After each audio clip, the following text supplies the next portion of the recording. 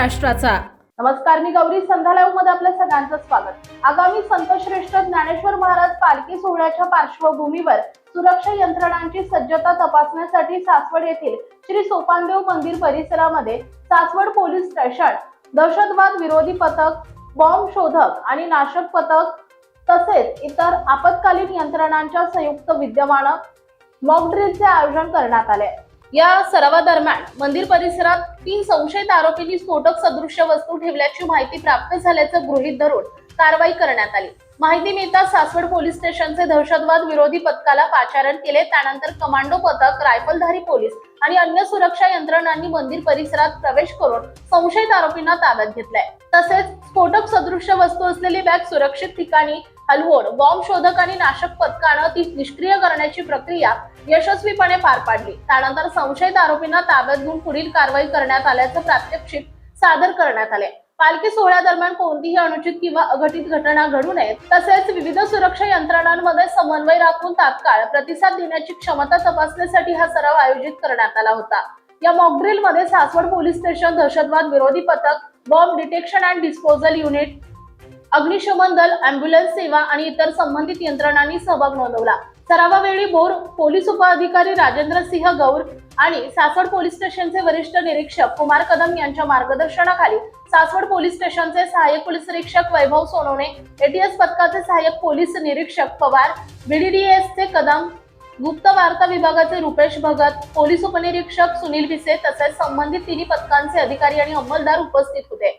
पालखी सोहळ्याच्या अनुषंगाने करण्यात आलेल्या या सरावामुळे सुरक्षा यंत्रणांची तयारी अधिक सक्षम झाल्याचे दिसून आले। सासवड पोलीस स्टेशन आज या ठिकाणी सासवड पोलीस स्टेशनच्या हद्दीमध्ये लॉ अँड ऑर्डरचा प्रश्न निर्माण झाला होता।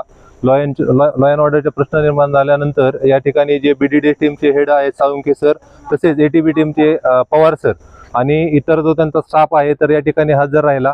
या ठिकाणी पालखी जो सोहळा होणार आहे, आषाढी पालखी सोहळ्याच्या वतीने आपल्या सासवड पोलीस स्टेशन हद्दीमध्ये तसेच पुणे ग्रामीण पोलीस स्टेशनच्या हद्दीमध्ये कोणताही लॉ अँड ऑर्डरचा प्रश्न निर्माण होऊ नये आणि घातपात होऊ नये यासाठी आपण हा जो सराव घेतलेला आणि प्रात्यक्षिक घेतलेले या ठिकाणी सर्व टीम या ठिकाणी सासवड पोलीस स्टेशनच्या हद्दीमध्ये उपस्थित राहिल्या। तुम्ही श्री संत श्रेष्ठ सोपानदेव महाराज मंदिरामध्ये आज जे मॉक ड्रिल केलेलं आहे, याचा जे काही कामाची पद्धत आहे किंवा एखादी अनुचित घटना घडू नये आणि घडली तर त्यासाठी पोलीस फोर्स कुठल्या पद्धतीने तत्परता दाखवणार आहे याबद्दल सांगा सर। पुणे जिल्ह्याचे पोलीस अधीक्षक माननीय गिल सर तसेच SDPO सासवड यांच्या मार्गदर्शनाखाली हा मॉक ड्रिलचा सराव घेण्यात आला।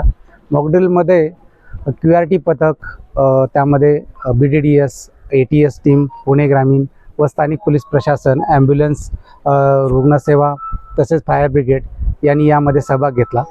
यामध्ये सर्वांचा जर डिझास्टर असेल, एखादी आपत्कालीन परिस्थिती निर्माण होत असेल तर त्यावेळेस या यंत्रणेचा सहभाग आणि प्रतिसाद कसा आहे हे चेक करण्यासाठी आजचा हा सराव घेण्यात आला आणि उत्तमरित्या सर्वांनी समन्वय साधलेला आहे। सर, आगामी ज्या पालखी महोत्सव होणार आहे, संत श्रेष्ठ ज्ञानदेव महाराजांची पालखी पंढरपूरकडे जाणार आहे, त्याच दृष्टी अनुषंगाने काही गोष्टी पोलीस डिपार्टमेंटच्या माध्यमातून होणार आहेत का? अगदी बरोबर आहे सर।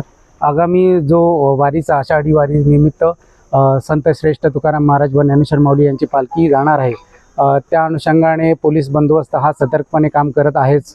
त्या अनुषंगाने ही मॉक ड्रिल पण त्या अनुषंगाने घेण्यात आलेली होती आणि त्यामध्ये आमचा समन्वय आहे विविध ऑर्गनायझेशनचा, तो चेक करणं या पाठीमागचा उद्देश होता। ओके, धन्यवाद sir, thank you very much. Thanks. Sandhya live साठी प्रतिनिधी कृष्णमूर्ती जगताप, बारामती। ताज्या आणि महत्त्वपूर्ण बातम्या पाहण्यासाठी आजच आमच्या संध्या लाईव्ह न्यूज चॅनलला YouTube वर सबस्क्राईब करा आणि बेल आयकॉन प्रेस करा।